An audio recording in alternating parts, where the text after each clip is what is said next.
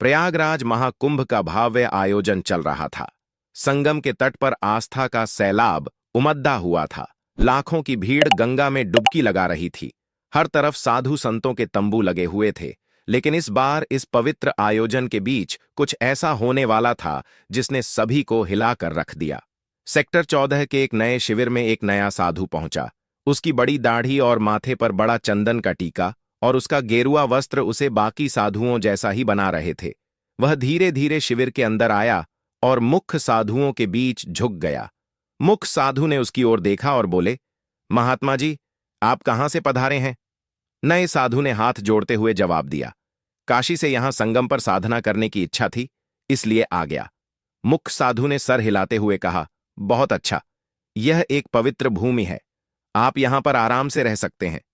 साधु शिविर की एक कोने में बैठ गया। उसने अपने झोले से एक पोटली निकाल उसमें से चंदन और रख अपनी हथेलियां पर लगाया और ध्यान में बैठ गया।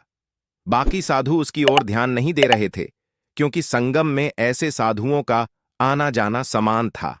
दिन भर वह साधु संतों के साथ साधारण तरीके से व्यवहार करता, परंतु वह सुबह जल्दी गंगा स्नान करता, दिन भर प्रवचन सुनता और रात होते ही ध्यान में लीन हो जाता।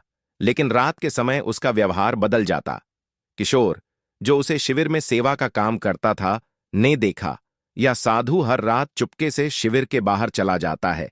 एक दिन किशोर ने देखा वह साधु शिविर के बाहर गया और किसी से बात कर रहा था। अगले दिन किशोर ने अपने दोस्त मनीष से बात की और कहा, दोस्त, यह बाबा मुझे कुछ गड़बड़ लगता है। फिर मनीष ने कहा, क्यों, ऐसा क्या किया उन्होंने? किशोर ने बताया कि कल रात यह किसी से शिविर के बाहर बात कर रहे थे। पता नहीं, पर कुछ तो अजीब है। मनीष ने हंसते हुए कहा, अरे तुझे तो हर किसी पर ही शक होता है, हो सकता है वह उनके मित्र हो।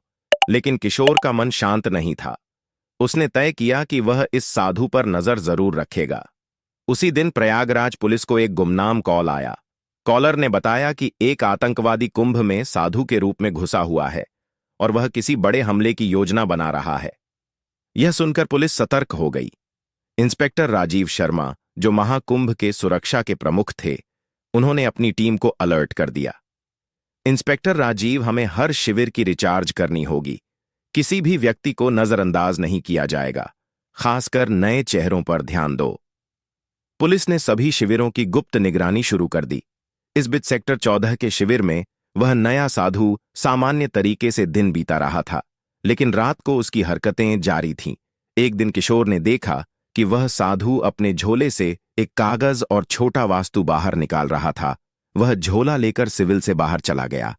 किशोर ने साहस उठाया और उसका पीछा किया और साधु के गंगा घाट की ओर गया, जहां उसने एक व्यक्ति से मुलाकात की और दूसरे साधु से कहा, सब कुछ योजना के अनुसार चल रहा है, कोई शक नहीं कर रहा है, बस सही समय का इंतजार करो।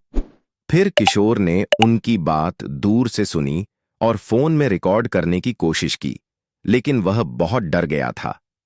किशोर ने अगले दिन यह बात मुख्य साधु को बताई और कहा, महाराज, यह साधु कुछ गड़बड़ है। कल रात मैंने इसे किसी अजनबी से बात करते हुए देखा।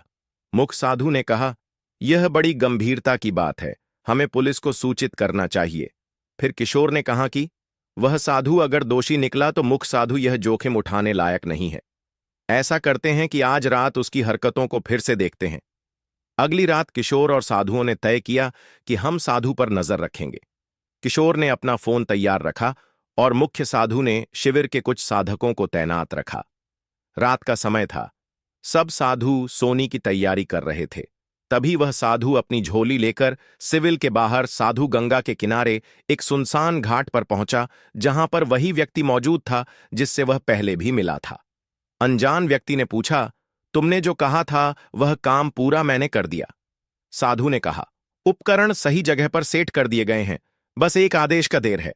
मुख्य साधु और किशोर यह बातचीत सुनकर चौंक गए और किशोर ने इस पूरी बात को रिकॉर्ड कर लिया।